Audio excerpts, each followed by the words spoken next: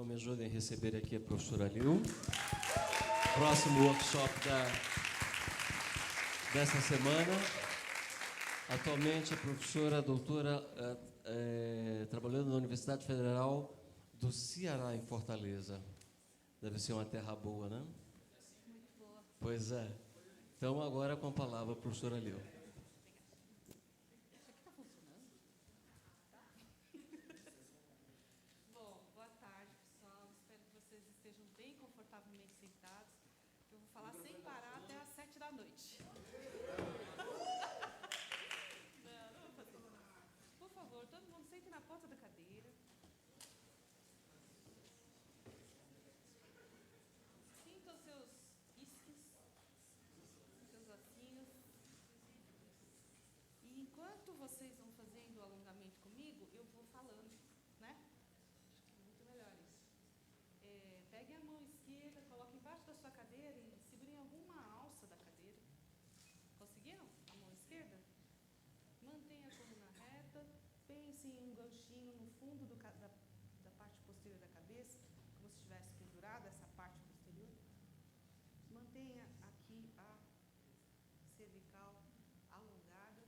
Segure um dos lados da cadeira e incline ligeiramente a cabeça no sentido contrário. Então, se você está com a mão esquerda, você vai se inclinar para a direita. E, se possível, ajude com a outra mão. Fique assim 20 segundos. O tema de hoje da minha palestra é sobre psicomotricidade e ensino coletivo de cordas. E o que esse tema tem a ver com os exercícios preparatórios para o ensino coletivo de crianças, principalmente, mas alunos iniciantes.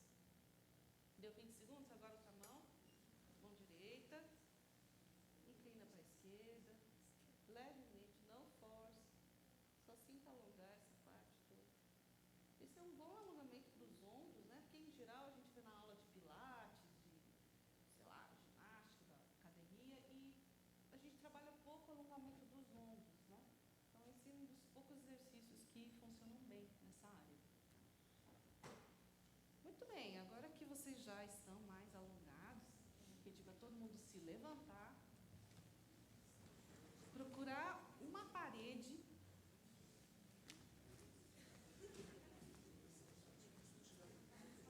ficar na lateral da parede desse jeito. Me observem, talvez seja melhor primeiro, né? O que vocês fazem. Você vai colocar a palma da mão nesse sentido assim, ó, em 90 graus na altura do ombro. Tudo bem? Não fiquem longe demais, nem perto demais, certo? O braço tem que estar assim esticado. Eu vou ficar aqui, ó. Assim, com todos os dedos abertos na parede. Tudo bem? Está a 90 graus? E agora você vai virando devagar. O braço tem que estar esticado, tá? Você vai virando devagar para o outro lado e ficar 20 segundos. Devagar.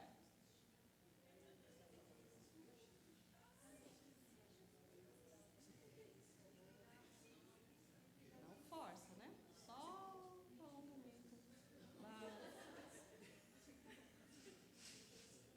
Quanto mais você virar, mais ela vai puxar, né? Então, vai devagar até o seu limite, um pouquinho mais. Volta devagar, depois dos 20 segundos. Agora troca de mão. Você tem que estar 90 graus e os dedos espalmados na parede. Vira devagar para o outro lado. Esse é um exercício ótimo para alongar todos os nossos músculos e tendões das mãos. Depois de você tocar 50 minutos seu instrumento, você deveria fazer uns 10 minutos de alongamento, né? Isso que a gente quase nunca faz.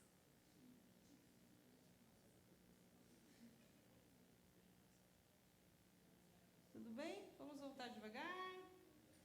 Ótimo, obrigada. Vocês podem sentar por enquanto. Depois nós voltaremos a nos aquecer.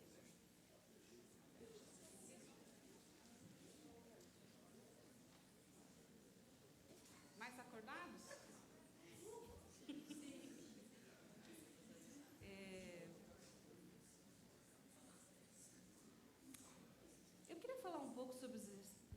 exercícios preparatórios, porque muitas vezes, aliás, antes, voltando aqui, desculpem não estar aqui desde o início do congresso, né, do workshop. Eu cheguei ontem à noite, tarde da noite, então não pude acompanhar as outras palestras da área. Se eu estiver repetindo o assunto, vocês tenham um pouco de paciência, né, comigo, mas eu acho que cada vez que a gente fala o mesmo assunto, a gente fala um pouco diferente e quem sabe, né, entra mais também, né, de uma outra maneira, a gente compreende melhor. Então, falando sobre os exercícios preparatórios, eu tenho visto, na minha experiência, tenho 20 anos de experiência com ensino coletivo, trabalhando com crianças, em projetos sociais, em escolas particulares e agora na universidade, e também com ensino coletivo. Na universidade, atualmente, mais com estudantes da graduação e da extensão, mas pretendemos abrir logo, né, um núcleo de crianças. E eu tenho percebido que esse é um assunto que muitas vezes não é muito tratado, né, tanto nas aulas, quanto em apresentações de, né, congresso de educação musical ou congressos dessa natureza. E que é um assunto extremamente importante para nós que trabalhamos com ensino coletivo. Os exercícios preparatórios, eles se propõem a exatamente isso, a preparar a musculatura do aluno para o exercício da função de tocar um instrumento, seja ele um violino, viola, violoncelo, contrabaixo. E imagino que os princípios desses exercícios sejam aplicáveis a todos os tipos de ensino instrumental. Não importa que escola técnica que você venha, esses exercícios eles vão funcionar, porque eles vão tonificar, eles vão dar a flexibilidade, vão dar o relaxamento, né, e a tonificação no ponto certo, né, para que, quando você estiver trabalhando com o seu aluno, ele tenha menos problemas de postura. Quantos aqui efetivamente dão aulas de ensino coletivo hoje? Bastante professores, né? Então, eu tenho certeza que na sua prática, você deve já ter enfrentado a seguinte situação. Você tem uma turminha lá dos seus 10, 15, 20 alunos e fica lá o tempo inteiro falando, olha a postura, levanta o cotovelo, o violino está caído, o pulso está torto. Né? Essa é uma repetição do nosso cotidiano como professor de ensino coletivo. E muitas vezes, por mais que você corrija, parece que aquele aluno não entra aquilo na cabeça. Né? Ele continua fazendo aquilo. A postura continua precária, o instrumento continua caindo, né? Eles continuam apoiando o cotovelo na barriga. Né? Vocês estão entendendo o que eu estou falando? Violinos e violas, né? E, muitas vezes, esse é uma área na qual somente com o nosso conhecimento musical não é possível de ser sanado, a contento. Né? Então, foi esse o motivo que me levou a buscar no doutorado a pesquisa sobre a questão da psicomotricidade. Como é que essa área de conhecimento, que é uma área de conhecimento talvez não tão conhecida, né, de todos, pode se tornar uma ferramenta útil para as nossas aulas. Como é que acontece, né, o processo de ensinar o instrumento, né, nas aulas de ensino coletivo? Geralmente, você ensina do jeito que você aprendeu. Né? Eu, pelo menos, fui ensinada dessa maneira. A minha professora me ensinava daquele jeito que ela aprendeu. E assim por diante. Né? Você acaba replicando aquele modelo que você aprendeu. E muitas vezes, nessa réplica desse modelo, o cotovelo é assim, o pulso é assim, o ângulo do cotovelo é assim, o dedinho tem que ficar assim. Nesse processo, a gente acaba deixando passar várias questões e que causam justamente esses problemas recorrentes de postura. Vou dar um exemplo.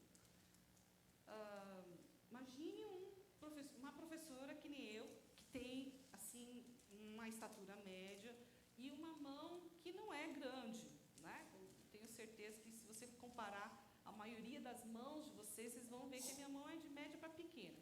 E aí eu encontro um aluno assim gigante, né? Adolescente, destrambelhado, né? E com cada dedo com uma falange maior do que a minha.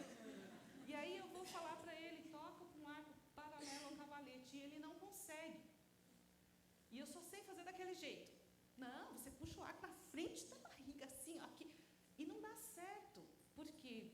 Porque simplesmente é uma questão física. A estrutura da pessoa é totalmente diferente. O esquema que eu aprendi não vai funcionar para aquele aluno, né? Então, eu enfrentei bastante isso no decorrer da minha história como professora. E tenho certeza que vocês também. Ou um professor gigante que vai pegar uma aluninha bem pequenininha, né? E às vezes aquilo que funciona para você não vai funcionar para o seu aluno, por melhor intenção que você tenha e por melhor explicado que você faça, melhor explicação que você dê, aquele aluno não consegue fazer daquele jeito que você está ensinando.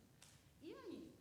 Né? Então, pela maneira mais tradicional de se ensinar um instrumento, que foi a que eu aprendi, o professor continua insistindo. Não, é desse jeito, tem que ser desse jeito. Por quê? Porque eu aprendi assim, vai dar certo, deu certo comigo, tem que dar certo com você. E eu acho que é hora de a gente realmente repensar os nossos modelos, de como é que a gente se aproxima perante o aluno com um mesmo problema, com vários tipos de abordagem, que às vezes não é a abordagem que você está mais acostumado. E a psicomotricidade, então, trouxe uma nova luz para mim. Desculpa, eu não estou acostumada com esse microfone. Mas para mim, pelo menos, me trouxe assim, uma nova visão sobre o que é que poderia nos ajudar a melhorar, a abrir a visão, a minha visão como professora de ensino coletivo, como eu posso abrir essa visão sobre esse processo de ajudar o aluno que é muito diferente de mim, ou que pode até ser, né, parecido comigo, mas tem outras competências diferentes das minhas. Bom, eu vou falar então agora uma parte um pouquinho teórica. Eu prometo ser breve, e se alguém cochilar, eu paro na hora, tá bom? Se alguém cochilar, vocês me dão um toque, ó. Tem gente cochilando, aí eu paro, falo.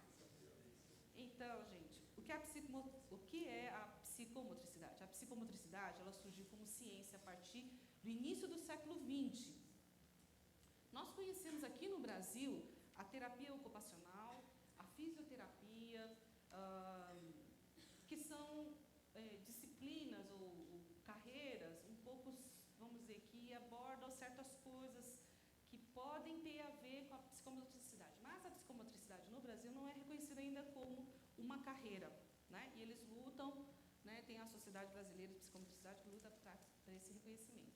Mas, por exemplo, na França, né, a psicomotricidade é tida como uma profissão, então as pessoas vão nas universidades para se tornarem psicomotricistas. Então, no início do século XX, começaram a ter vários educadores, pedagogos, neurologistas, pesquisadores que estudavam essa questão do desenvolvimento do cérebro. Não sei se todos estão cientes disso, mas eu não estava. Eu, pelo menos, para mim foi uma surpresa, né?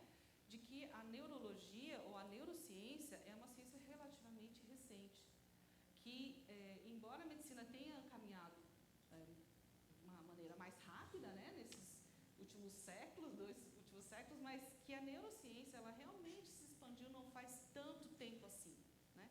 Então, quando a gente começa a falar nessas datas, vocês não estranhem que foi o surgimento da neurociência, né? Como assim? Mas é justamente por causa disso, porque essa foi uma área que se desenvolveu mais tardiamente, né?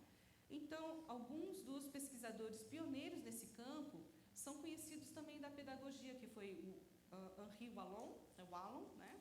Que publicou obras importantes sobre psicologia infantil e que traziam, então, substratos da psicologia para explicar certos problemas comportamentais e que, em decorrência disso, resultava em padrões de movimentos erráticos ou problemáticos, né? Bom, quando acabou a Segunda Guerra Mundial, esses pesquisadores dessas áreas tiveram, sim, um rico campo para pesquisar, porque havia muitos lesionados de guerra. Pessoas que perdiam movimento, perdiam pedaços do cérebro, perdiam membros, né? E como é que a medicina iria ajudar, né, na recuperação dessas pessoas?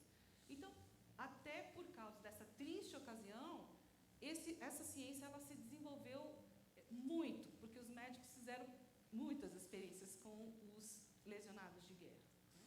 E um deles foi um médico psiquiatra chamado, eu vou ler em português, que é Júlio de Ajúria Guerra, mas é Júlio de Ajúria Guerra, né, que é um médico francês, que criou o primeiro serviço de reeducação psicomotora e ele foi o pioneiro da neuropsiquiatria infantil em Paris, consolidando, então, o conceito da psicomotricidade como a união entre as atividades motora e psíquica. Talvez esse conceito para nós hoje seja até assim, vamos dizer, comum, né? Claro, o que você pensa, você se expressa através do corpo, mas naquela época não era. Esses dois conceitos eram separados.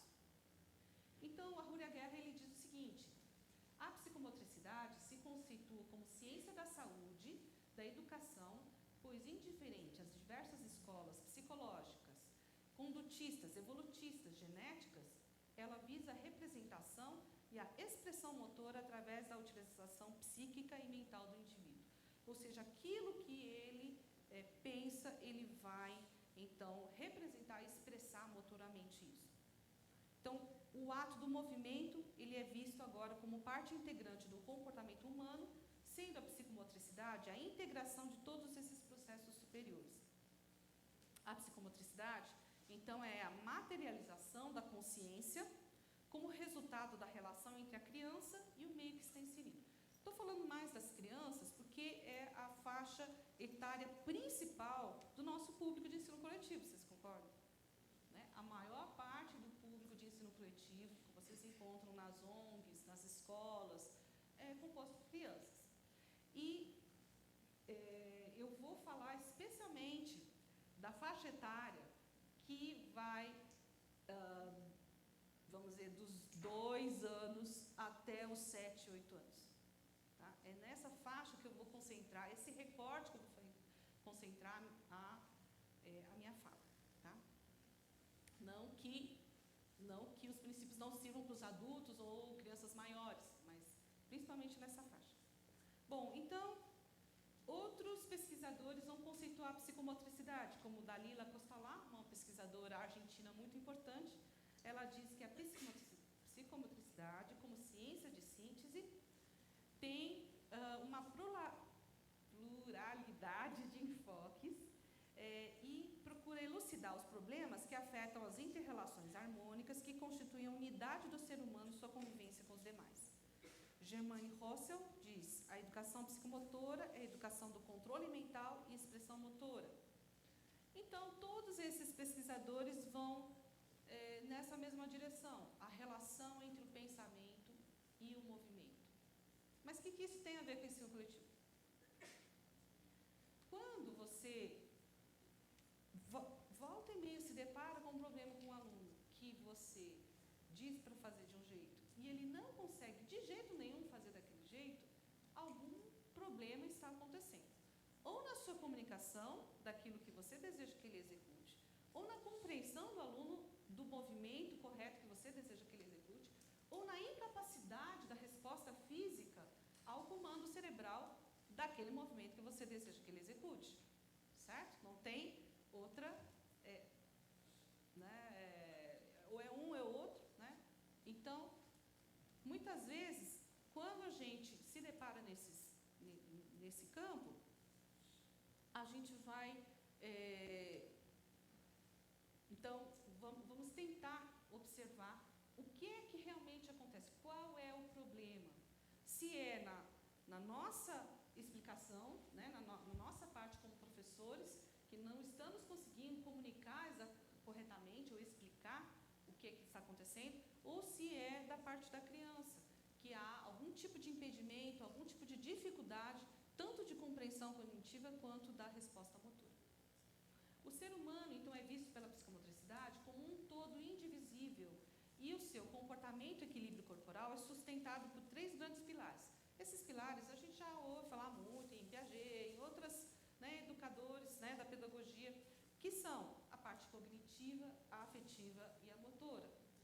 A parte cognitiva, que compreende o intelecto, né, e a estratégia, corresponde à compreensão daquilo que você deseja que o aluno execute.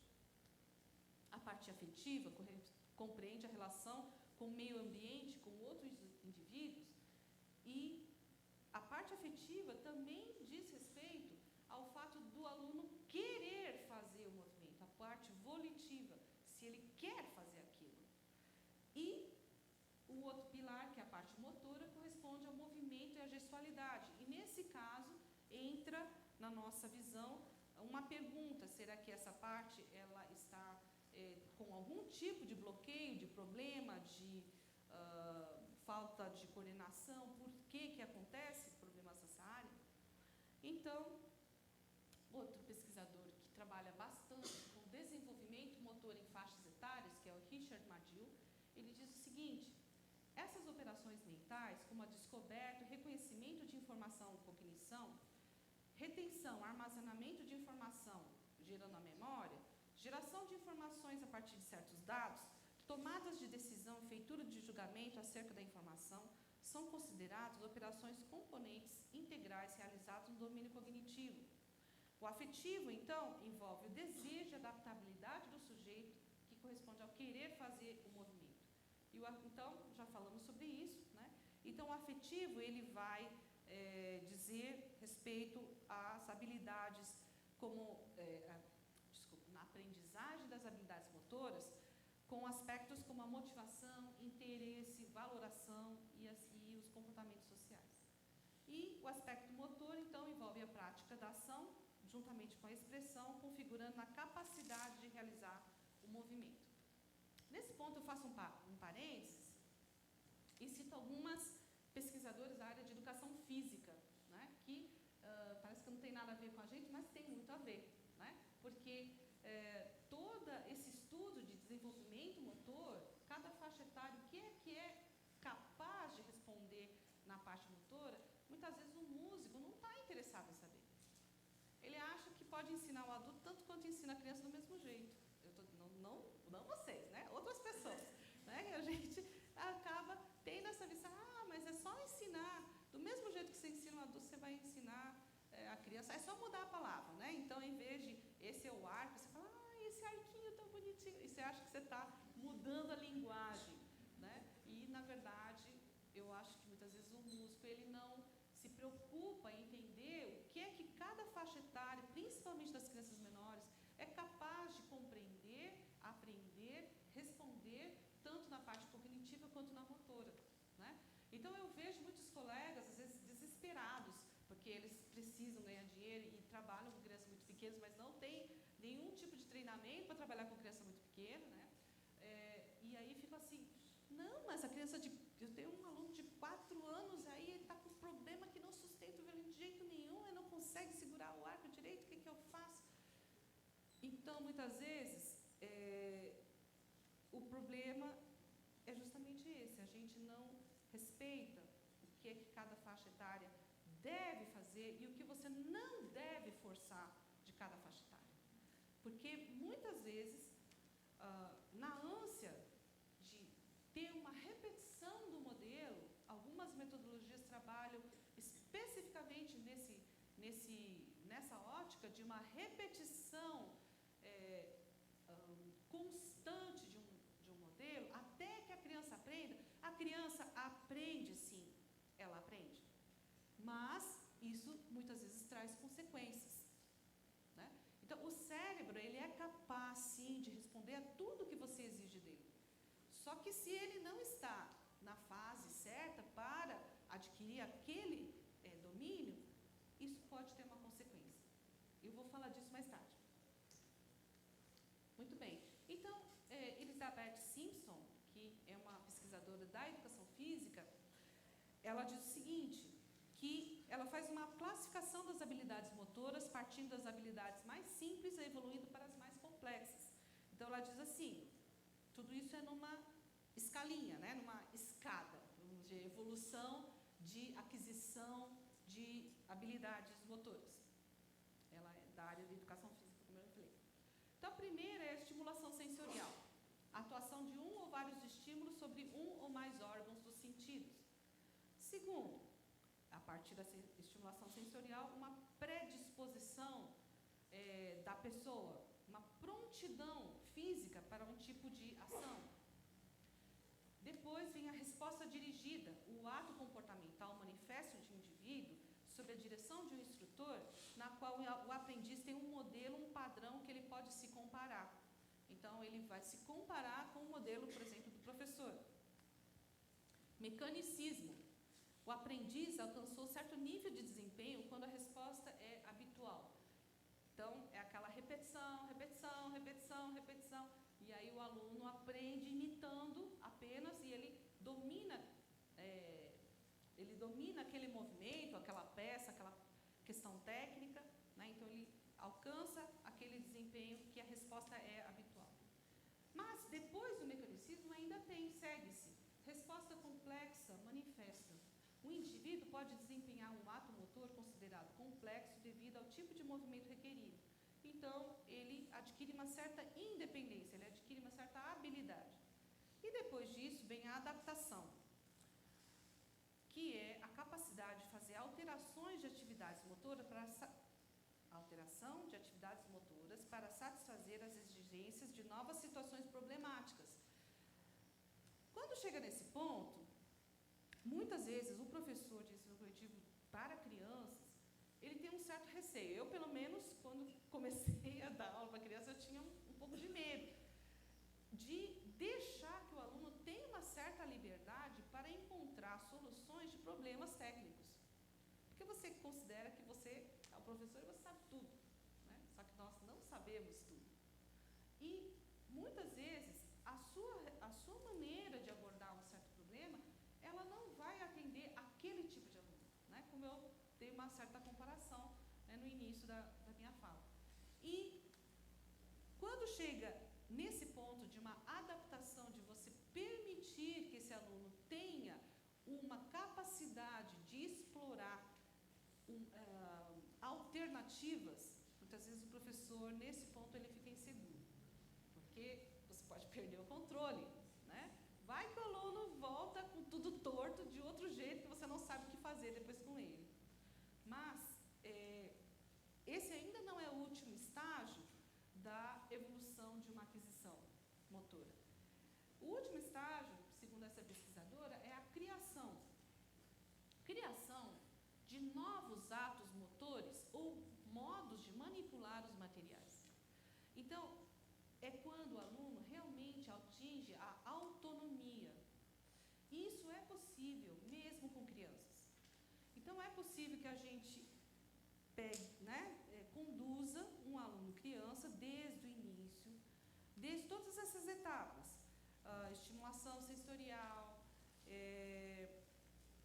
ter a questão da predisposição, trabalhar a predisposição da pessoa, dirigir, né, ou seja, orientar exatamente o movimento a ser realizado, o que se deseja do aluno, fazer o aluno repetir várias vezes, né, a questão mecânica, até que o aluno consiga se autocriticar, fazer um autoexame daquilo que ele aprendeu, o que funciona, o que não funciona para ele, e partir em busca de novas soluções, que não estão mais na sua mão como professor.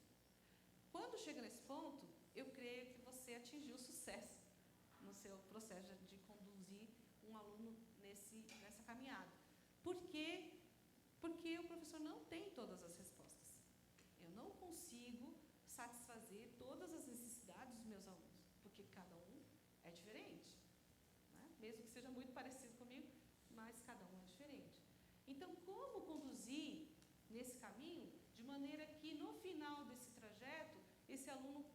consiga ter uma autocrítica desenvolvida, tanto musicalmente, tecnicamente, consiga se autocorrigir e consiga buscar novas soluções que sejam viáveis para ele. Eu creio que não tenho a resposta completa, estamos pensando juntos nesse processo, mas eu penso que um dos caminhos possíveis seja o professor sempre mostrar quais são os princípios as quais norteiam a sua ação. Qual é o princípio que está permeando aquela ação que você faz com o aluno? Você vai pedir para o aluno ficar de pé, mas por que você vai pedir? Como ele vai ficar? Qual é o princípio para que ele fique de pé? Então, nesse ponto, eu vi um participante que eu não vou falar quem é que está cochilando, então vamos ficar todos de pé. Vamos ficar todos de pé. Por favor, eu peço que você procure um espaço, eu sei que é difícil, mas que você consiga fazer isso aqui, ó, sem bater em ninguém. Você consegue? Tudo bem? E assim também? Consegue? Se você não conseguir, procure um corredor lá no fundo, aqui na frente, pode subir aqui no palco. Tudo bem? Muito bem, então nós vamos começar do início, né? Eu sei que, desculpa se eu estou sendo repetitiva, tudo bem? Se eu estiver, um pouco de paciência comigo. Então, a primeira aula, né, já foi falar de primeiras aulas, mas para mim o princípio começa realmente do princípio, ficar de pé. Como é que eu vou pedir para o aluno ficar de pé? Tá todo mundo, eu vou falar para o aluno, vamos ficar de pé, todo mundo fica de pé. Fica com a coluna reta. Fiquem com a coluna reta. Muito bem. Os meus alunos fazem, vocês não, mas eles fazem assim, ó. Os seus fazem isso? Assim, ó. E eles acham que eles estão retos, eles estão tortíssimos. Ai, professora, está doendo aqui. Ai, está doendo aqui. Aí começa a desmontar. Isso acontece, não sei se acontece com vocês, mas com os meus alunos acontece muito. E aí, eu preciso ensinar, como eu vou ensinar um aluno criança, sem usar esse linguajar aqui de congresso, de ensino coletivo para professores, como eu vou ensinar para uma criança pequena que ela deve ficar de pé de maneira que eu consiga levar ela do início até a autonomia crítica, até que ela consiga se autocorrigir e encontrar uma solução para o seu próprio problema. Eu estou pegando apenas um ponto que é muito, muito, muito simples e fazendo com que a gente pense juntos esse processo. Então, primeiro eu vou explicar como é que se fica de pé. A gente fica de pé quando esse pé alinha com esse ombro, esse quadril e esse pé com esse. E os dois pés têm que estar virados para frente. Não pode ser em 45 graus, desculpem, Miss Suzuki, e não pode estar virado para dentro. Tem que ser paralelo para frente. Por quê? Eu vou explicar. Porque é assim que o corpo está mais equilibrado. Aí, um parênteses. Eu não falo isso para as crianças, mas falo para vocês. Eu tenho um problema,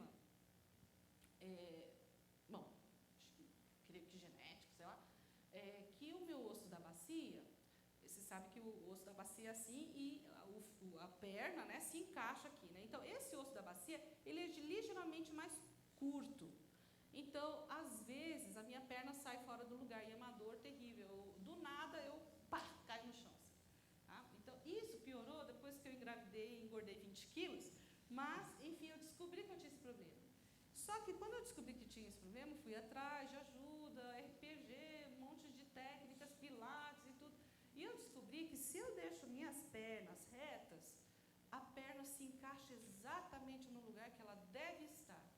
Então, se eu subo a escada no metrô com as pernas retas, eu não tenho problema nenhum. Eu subo, desço, quantos andares preciso. Se eu subo com o metrô com as pernas entreabertas, assim, em 45 graus, como eu costumava andar, eu não consigo um lance de escada, porque a minha perna se desencaixa. Então, isso é uma prova, né, para mim, de que, além de todos os fisioterapeutas me falarem que precisamos ficar com as pernas equilibradas, com os pés voltados para frente. E, segundo ponto, é o joelho, né? Quem estudou comigo, né, tem alguns alunos que vieram aqui, já estão cansados de ouvir os joelhos, vocês nunca devem travá-los, né, a rótula. Isso é muito simples e eu tenho que explicar isso para os meus alunos crianças, mostrando o seguinte, olha, se você trava o joelho, você joga o tronco para frente. E como você não vai andar assim, você entorta a coluna assim para ficar reta. Então, isso dá muita dor. Para não acontecer isso, solte os joelhos.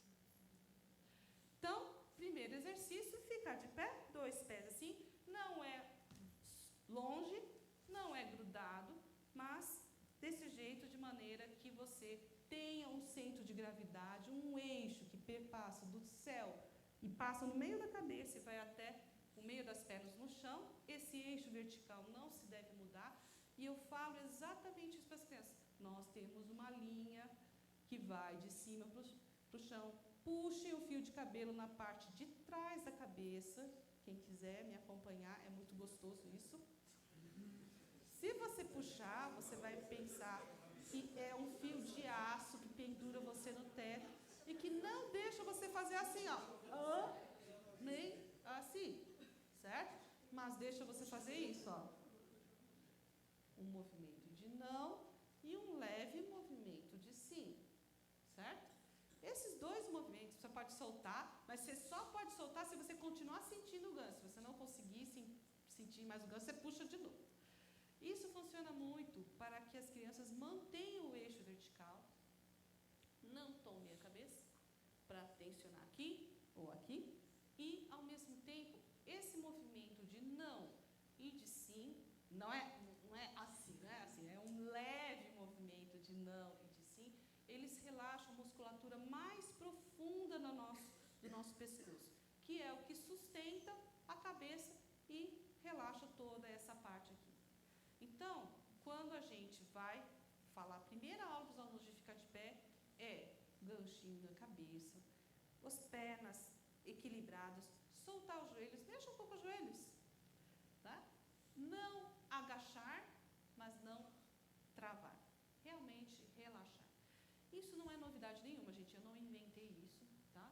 Isso vocês podem ver na metodologia do Paul Holland, você pode ver na ginástica holística, em aulas de RPG, tudo isso eles vão tratar da mesma maneira. Tá? Uma vez que o aluno fica de pé, é hora então de falar do eixo horizontal. Por que eu falo isso logo na primeira aula? Porque isso me resolve uma série de problemas. Eu estou falando tudo isso agora para ilustrar aquilo que eu pontuei lá no início. Como trazer um aluno de iniciante 0 km até que ele tenha uma consciência crítica, autocrítica, para que ele mesmo se critique, consiga se corrigir e consiga procurar novas soluções para os seus problemas. Então, o eixo horizontal é formado pelas pernas, os quadris e os ombros. Quando você está alinhado assim, não tem dor. Mas quando você está assim, ó, experimente. Vira de um lado e continua olhando para mim. Quanto tempo você consegue ficar nessa posição sem começar a sentir um pouco? Talvez uns 10 segundos, né? Podem voltar. Então, qualquer torção da coluna, ela vai gerar uma tensão. Ah, mas a gente não torce, né? A gente toca violino, a gente não fica torto. Mas fica assim. Quer ver como fica os alunos? Quando eles tentam alcançar a ponta do arco e a mão ainda não dá, e eles fazem isso, ó. Eu não sei de vocês, mas os meus fazem. Né? Eles vão puxando, aí não chegou, né? Aí eles vão fazendo assim, ó. Pode ser 1 centímetro, mas ele já está torcendo a coluna, certo? Então, para que os alunos conscientizem-se disso, eu faço exatamente aquilo que a gente vê em Piaget, né?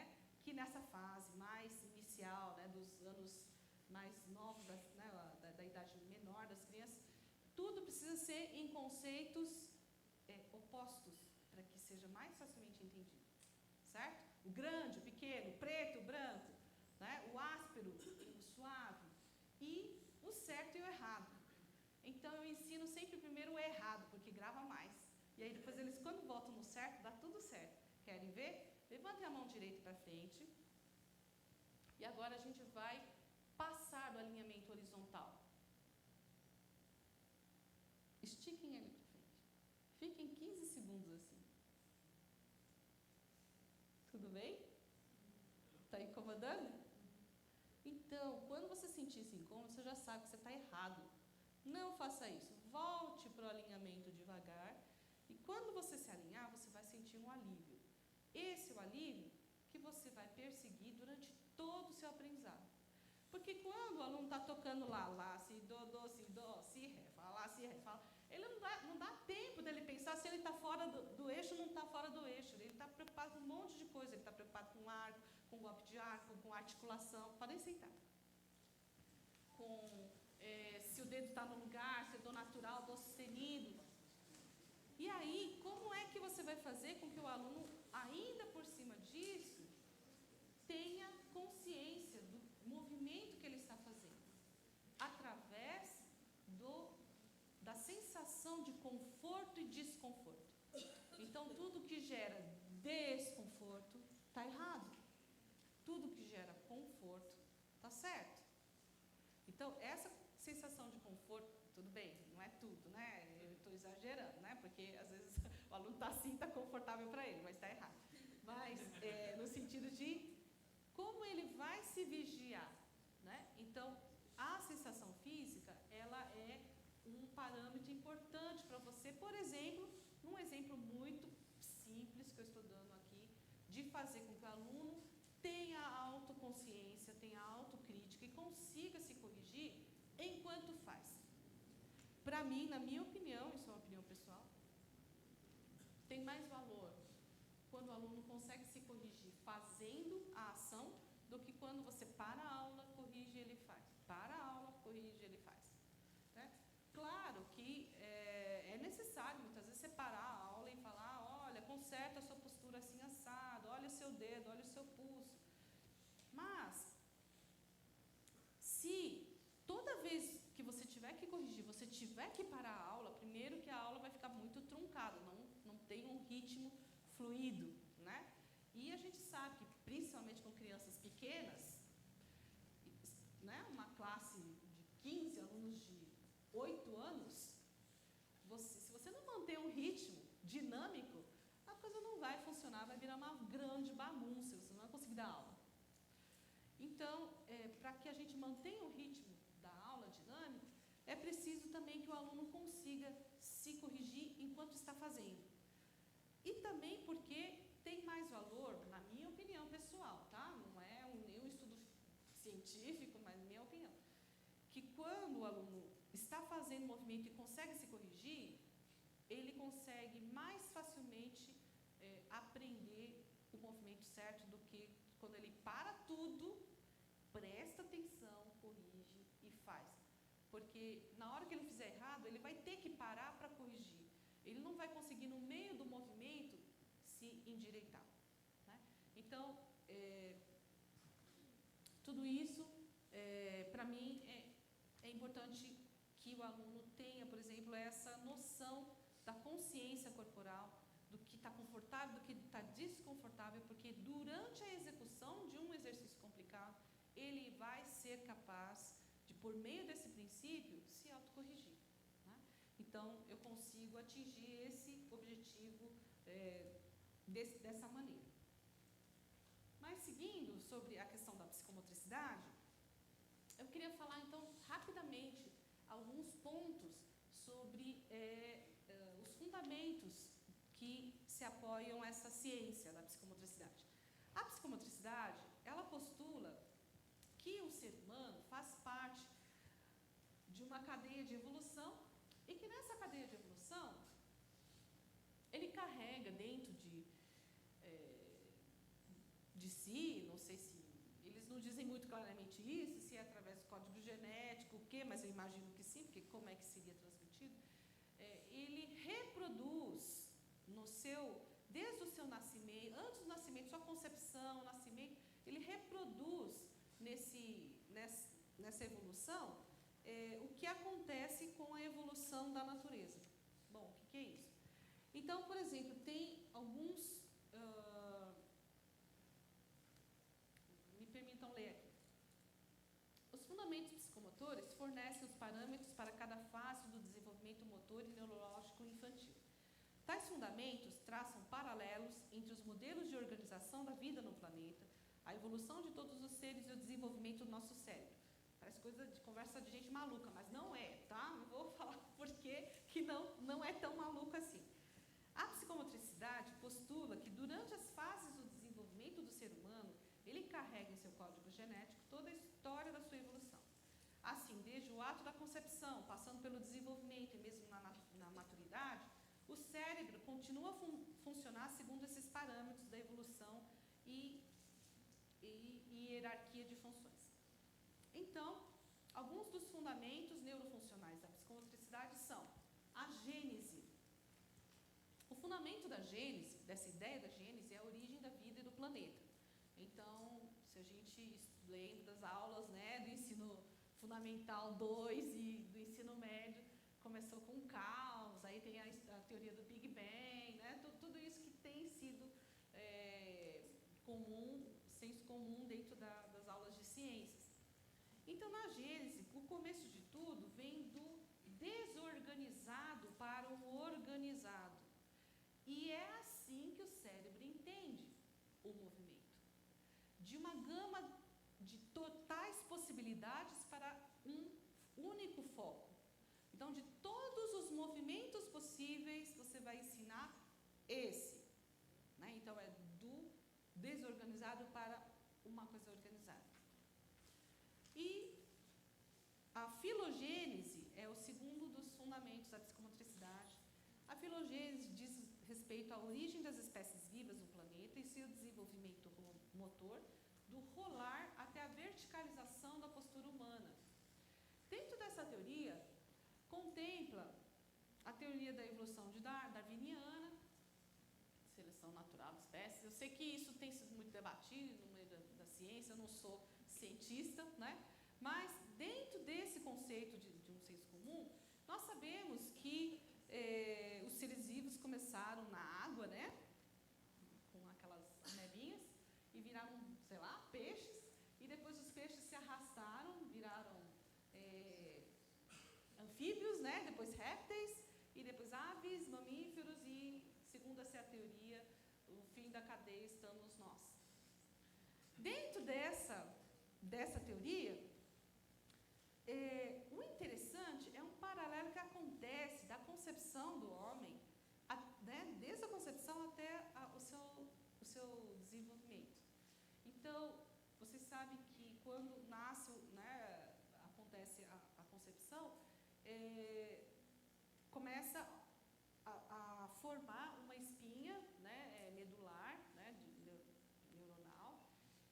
Começa com uma invaginação, né, das células, e essa é como se elas fizessem assim, né, e formasse a espinha. E dessa espinha, depois ela vai formar as ramificações, e depois disso começa, então, né, aquelas fotos de feto de 1 semana, 2 semanas, 3 meses, né? Então, a primeira camada do cérebro que nós temos são iguais aos peixes. E depois de algumas semanas, não sei quantas, né, quantos dias do feto na barriga da mãe, nasce a segunda camada, cresce, forma-se a segunda camada do cérebro, que é igual ao dos anfíbios e répteis. O cérebro reptiliano, nós temos igualzinho a eles, no sentido de ser um cérebro que é formado por essa parte aqui, posterior da nossa cabeça, por isso que se você leva uma pancada forte aqui, você pode parar de respirar, o coração parar de bater. O cérebro reptiliano, ele é um cérebro muito primitivo, né, que cuida apenas das funções vitais. Aí, continuando, o bebê na barriga da mãe vai crescer, então, mais uma camada de cérebro se forma, que é igual das aves, e depois dos mamíferos. E quando ele chega no final do processo, tem uma camada do córtex frontal que fica nessa parte aqui, que só o homem tem. Essa camada, ela surgiu dentro da evolução da história da humanidade através da separação de 2 dedos da mão. A separação do polegar do indicador e a oposição entre esses 2 dedos. A formação da pinça entre o polegar e o indicador fez com que o uma nova camada cerebral se formasse, que é o córtex frontal, que fica na córtex frontal, não totalmente, né? Como eu disse, eu não sou neurologista, não sou cientista, mas vocês podem ver isso descrito em vários estudos, livros da psicomotricidade, principalmente na linha da psicomotricidade que trata mais da questão neurológica, né? E enquanto os primatas, por exemplo, eles não têm essa camada. O que acontece com essa parte do cérebro que só o homem tem? Por que ele foi formado quando o homem soltou o polegar e fez oposição com o indicador? Porque, através desse movimento, ele foi capaz de fazer movimentos finos, ele foi capaz de fazer artefatos de defesa, de arte, né? Através desse movimento, ele pode pintar, ele pode esculpir, ele pode escrever, e diz, né, de uma maneira bem grandiosa, os psicomotricistas, que através desse movimento surgiu a civilização humana, e eu acho que eles não estão tão errados assim. Porque quando você pensa em tudo que a mão é capaz de fazer, e existem hoje, isso eu sei, que existem hoje grande preocupação entre os neurologistas de que a geração atual não escreve mais a lápis. Então, quando você põe uma pessoa dentro daquelas máquinas de tomografia, ressonância, né, que põe um monte de eletrodos na cabeça e fica vendo, o que acontece com o cérebro humano quando você simplesmente atiça, fecha o circuito entre o polegar e o indicador, vocês vão ver que ele estimula exatamente essa área frontal. E hoje, que as pessoas teclam, fazem assim, né?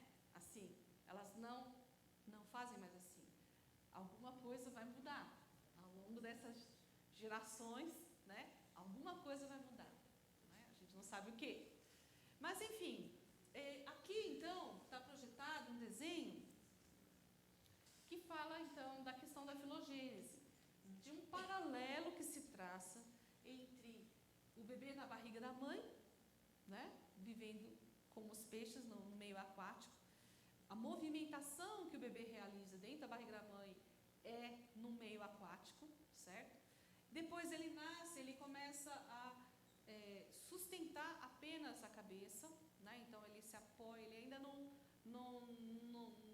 engatinha, mas ele se arrasta um pouco com os braços, ele ergue a cabeça, e quando ele ergue a cabeça, ele estimula o cérebro reptiliano, que é justamente essa parte aqui que estimula a movimentação. Por isso que é tão importante, né, que os bebês, as crianças menores, elas tenham todas essas fases desenvolvidas, que ela possa realmente se apoiar, se levantar, tentar levantar, e não facilitemos isso para elas, né? Aqueles andadores, sei lá o que mais tem, né, hoje em dia, para o bebê parar de chorar e a mãe ficar ter um sossego, né? Isso tudo, muitas vezes, ao invés de ajudar, tá piorando a situação. E depois ele começa a engatinhar. Quando ele começa a engatinhar, ele vai estimular outras áreas cerebrais. Ele vai amadurecer essas áreas. E depois ele vai bipediar, que é como os primatas, que é na fase imediatamente antes dele se levantar e se pôr de pé, né? Ele fica tentando subir, e finalmente ele vai se pôr de pé com a coluna ereta. Então, tudo isso é um paralelo que se faz, e a psicomotricidade, então, levanta essas hipóteses, né? São teoremas da psicomotricidade, para dizer que, dentro da nossa evolução, como o cérebro entende e apreende os conceitos, tem a ver com essas camadas. Então, existe uma ordem para que o cérebro entenda o movimento, por exemplo. Então, como é isso?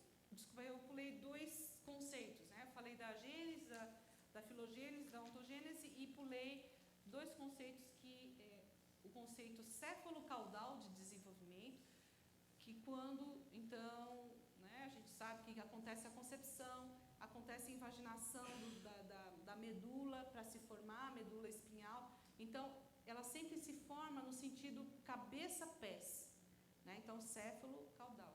E depois ela vai começar a nascer ser no sentido próximo distal, ou seja, do tronco para as extremidades. Então, quando você vê aquela foto do feto, sei lá, de quantos meses, os dedos ainda não estão muito formados, né? A mão está meio assim, são uma bolotinha, assim, né? E aí depois, chegando mais para frente, o dedo está mais formado, mais, né, com unha e tudo. Então, tudo isso é a direção do desenvolvimento neurológico. E essa direção do desenvolvimento neurológico, ela traz para nós uma informação importante, porque é nesse sentido que acontece o aprendizado. É nesse sentido que o cérebro aprende melhor. Quando a psicomotricidade trata bastante com crianças com síndrome de Down, síndrome de Asperger, outros tipos de síndrome. Por quê? Porque, em geral, as mães, os pais dessas crianças procuram mais ajuda, né? As crianças normais, geralmente, os pais não vão levar no psicomotricista e pagar, né, uma grana preta para ser atendido só para se desenvolver melhor, né? Mas com as crianças com síndrome, então, acabam sendo mais atendidas pelos psicomotricistas, que, então, vão fazer um trabalho com essas crianças para a apreensão, para aprender a dominar os movimentos, tanto de andar, de pular, de movimentos finos. Então, eles vão partir desses princípios. Então, da cabeça aos pés e do tronco às extremidades. Ou seja, partir do movimento geral para o específico, do movimento mais simples para o mais complexo específico. Eu queria ainda falar nessa parte, vou pular algumas coisas aqui. Eu queria falar ainda nessa parte sobre os fatores da psicomotricidade, que são fatores que, quando você está atendendo, por exemplo, uma turma de crianças e alguém está realmente com grandes problemas em relação à questão de coordenação motora, você é capaz, mesmo não sendo um psicomotricista, você é capaz de identificar se aquela criança precisa de uma ajuda mais especializada ou não. Não que você vai resolver o problema dela, mas você vai identificar se ela realmente tem um problema para você poder encaminhar para um especialista, né? E esses fatores da psicomotricidade são 7 fatores que cada fator desses tem uma idade certa para o cérebro amadurecer e para ter uma resposta adequada. Fora dessa faixa etária, que ela deveria já estar amadurecido, você começa a caracterizar aquilo como uma falta, uma falha, né, psicomotora na criança. E aí é o caso, realmente, de você procurar ajuda. Então, esses fatores, eles são 7. O primeiro fator é o fator da tonicidade. Esse fator da tonicidade diz respeito ao tônus muscular que cada pessoa tem. O que é o tônus? O tônus é o estado de tensão do músculo quando ele está relaxado. Então, como assim? Olha, meu braço está relaxado. Ele tem um tônus. Se você segurar, né, ele relaxado aqui, ele tem uma consistência. Se eu pegar de outra pessoa, vai ter outra consistência. Entende a diferença? Se você pegar cada um, você vai sentir que o tônus muscular, a consistência muscular ou a tensão própria do músculo, enquanto ele não está sendo usado, é diferente. Por exemplo, o Paulo Lenilson, né, tenho certeza que tem um tônus muscular mais firme, assim, né, que eu. E a Fernanda não, a Fernanda vai estar mais relaxada, né? Então, cada pessoa tem um tônus muscular próprio. Esse tônus muscular, ele pode ser, não tem assim, quantos graus tal coisa, não, é uma visão média. Vamos dizer que dentro desse auditório, se eu medir um por um, medir assim, vou lá e você faça assim, ó, né? A palma, cada um de vocês, eu vou sentir que existe uma tonicidade muscular média. Tem aqueles que eu vou classificar, por exemplo, os medianos, vou sentar aqui, aqueles que eu vou classificar como os hipertônicos, que tem uma, né, mais rígidos, e eu vou deixar fazer num canto, e aqueles que são os hipotônicos, que são os mais molinhos. Então, isso é muito fácil da gente identificar, por exemplo, numa sala de aula. Os hipertônicos é aquela criança que parece um tronquinho, assim, sabe? Assim, geralmente, para a gente ver como a psicomotricidade explica muitas coisas, quando você tem uma turma e você está indo pela primeira vez na sala, peraí, só um parênteses. Você quer, você não pega minha bolsa e a minha água que está dentro da bolsa, por favor? Está do lado do Paulo Lenilson. Estou quase secando aqui.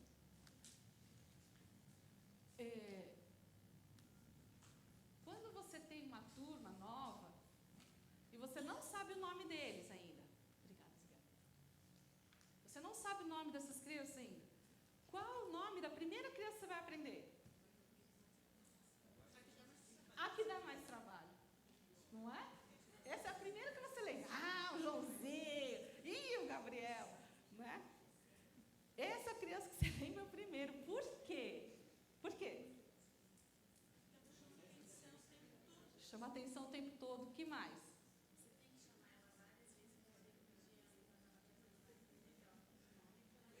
Pela repetição. Ela não para quieta. Conversa sem parar. Não faz o que você manda. Você fala, não põe o arco na boca. E está lá comendo o arco. Né? Você fala, não é para ficar saindo da cadeira. Ela fica saindo da cadeira. Para de tocar. Assim, essa é a criança que a gente lembra primeiro. Ah, esse daí. Né? Então, a gente chama isso de quê? Criança problema. Ai, aquele menino me dá uma dor de cabeça. Criança problema. Problema somos nós, gente. O problema não é ela. O problema é o professor. O problema não é a criança. A criança hipertônica, ela é hiperativa. Ela não consegue ficar parada mais do que 1 minuto sentada. Não consegue. Ela tem uma tendência à hiperatividade. E isso não é uma coisa que ela quer fazer. Ela simplesmente é assim. Porque a tonicidade, né, ela tem um reflexo imediato no comportamento. É isso que estamos falando desde o começo. Que aquilo que você... a questão física, ela se manifesta na questão mental e aquilo que você você manifesta, expressa fisicamente isso.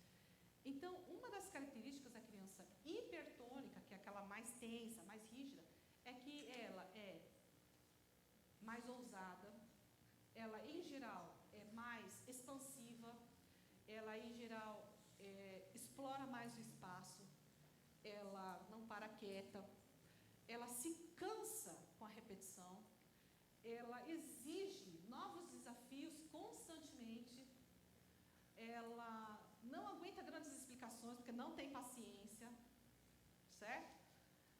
E, geralmente, de uma maneira bem genérica, ela é mais característica do sexo masculino. Mas não sempre, né? Porque eu tenho uma filha, tenho certeza que ela é hipertônica. Né? E o contrário são as crianças hipotônicas. Sabe aquela criança geleia, assim, que fica assim... A cadeira parece que está faltando espinha. Não sei onde vai parar a coluna. Ela começa sentando assim, daqui a pouco ela está assim. Aí o violino começa a ficar assim. Aí você chama a atenção, ela fica... Aí daqui a pouco ela se desmancha, assim, a criança gelatina.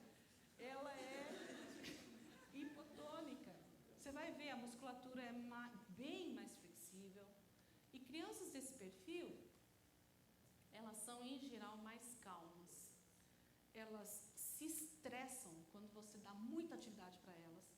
Elas gostam de fazer bem feita aquela coisinha que você dá, né? E elas são mais reflexivas, elas são mais dadas à atividade intelectual. Então, nessas crianças, a atividade intelectual vai aparecer de uma maneira mais organizada do que a criança hipertônica. A criança hipertônica, ela é criativa, expansiva, intuitiva e vai que vai, né? E a criança hipotônica não, ela é aquela calminha, aquela menina bonitinha de fita no cabelo que senta do lado da mãe no shopping, não a minha que corre entre as mesas para lá e para cá, né? E eu fico assim, mas filha, por que você não fica que nem aquela menina bonitinha sentada do lado da mãe? Então, essas são diferenças, né, que você vai observar, inclusive, que são características da tonicidade da criança. E tem, né, entre um extremo e outro, você vai ter crianças com uma tonicidade média, né, pessoas com tonicidade média. Bom, e agora, como é que a gente vai fazer com esses perfis? Porque você não vai escolher, né? Você não vai fazer uma fila, deixa eu experimentar o UOL. Não, esse não entra na sala, esse entra na sala.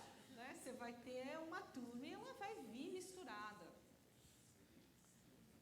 Esse é o desafio do professor de ensino coletivo. Então,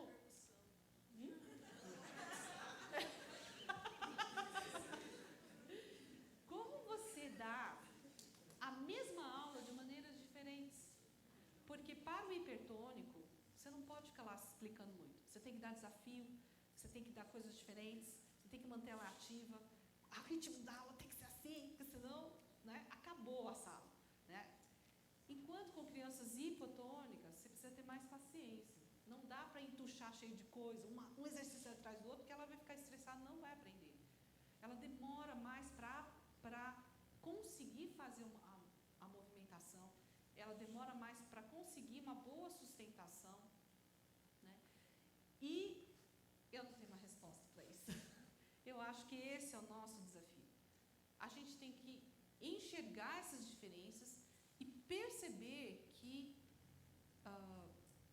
cada um na sua habilidade, na sua especificidade, nós temos que conseguir atender numa mesma sala perfis muito diferentes de crianças. Então, para mim, é um desafio constante. Como fazer isso sem perder o ritmo e sem estressar, né, aquelas crianças que não têm o mesmo ritmo de andamento. Eu ouvia muito dizer, quando eu comecei a trabalhar com ensino coletivo, eu ouvia muito dizer o seguinte, que você não deve se importar com aquelas que estão para trás. Que você tem que medir o ritmo da sua aula pelas que estão mais avançadas. E vai, que aquelas que estão atrás vão alcançando. Naquela época, eu achei interessante isso, porque, né, não tinha parado muito para pensar no assunto. Mas hoje eu acho que não é uma boa abordagem. Né? Eu acho que uma abordagem melhor é aquela que você consegue, de alguma maneira, abarcar todos. Nem todos vão andar no mesmo ritmo. Né? Isso é impossível, certo? Isso não acontece em lugar nenhum, que nenhuma pessoa é igual a outra. Mas, de uma maneira mais geral, eu acho que tem que se criar estratégias para que a turma consiga andar, né, todo mundo junto. Porque se você só mede, né, o andamento da sua turma por aqueles que estão mais avançados, aqueles que não estão vão se sentir sempre frustrados. Né? Isso é óbvio. Então, a tonicidade, gente, como fator psicomotor, ela vai ter o término do seu amadurecimento por volta de 1 ano de idade. Então, quando a criança atinge 1 ano de idade, essa questão da tonicidade já tem que estar definida. Ou seja, o cérebro, ele termina de formatar, vamos dizer, essa questão, e o corpo se define com uma tonicidade. Essa tonicidade, uma vez definida, ela não se altera. A pessoa hipertônica vai ser sempre hipertônica. A pessoa hipotônica sempre vai ser hipotônica. Não tem como você mudar isso. Só tem como você trabalhar a pessoa dentro da tonicidade dela. Então, antigamente, né, na minha época de estudante de violino, a gente ouvia assim, o professor falar, relaxa. E aí, o professor não explica como relaxa. Não, está muito tenso, relaxa. Aí, quando você pensa em relaxa, você faz assim, né? Você perde totalmente o tono, você desmonta, na verdade. Né?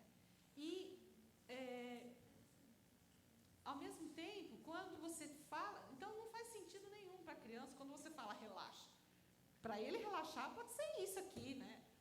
Ah, agora estou relaxado, né? E não é isso que você está desejando, né, da criança. Então, como você vai trabalhar dentro da tonicidade da criança, de maneira que ela não gere tensões musculares desnecessárias? Acho que essa é a questão.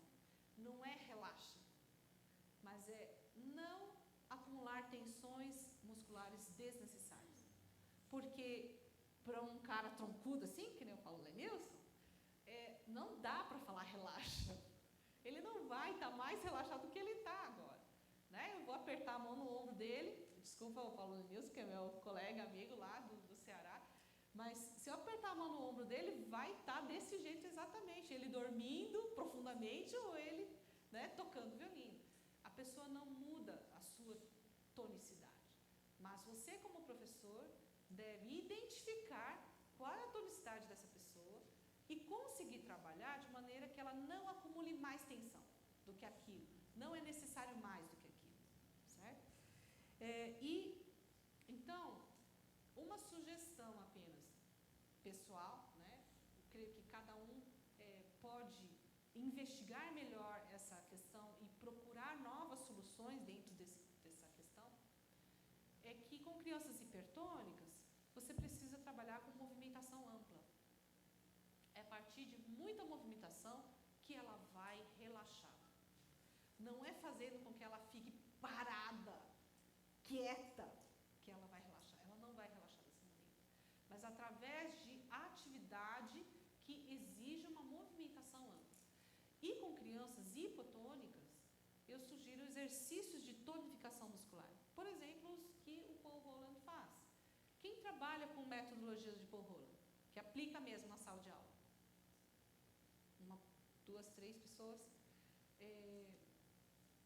Bom, mas quem conhece a metodologia? Várias pessoas conhecem, mas também vários não conhecem a metodologia de Paul Holland.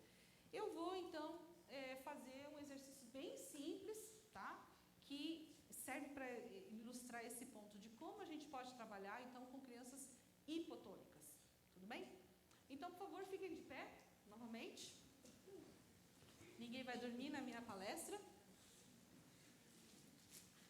Peguem a caixa de violino ou de viola, que você tiver em mãos. Se você não tiver, pegue uma mochila.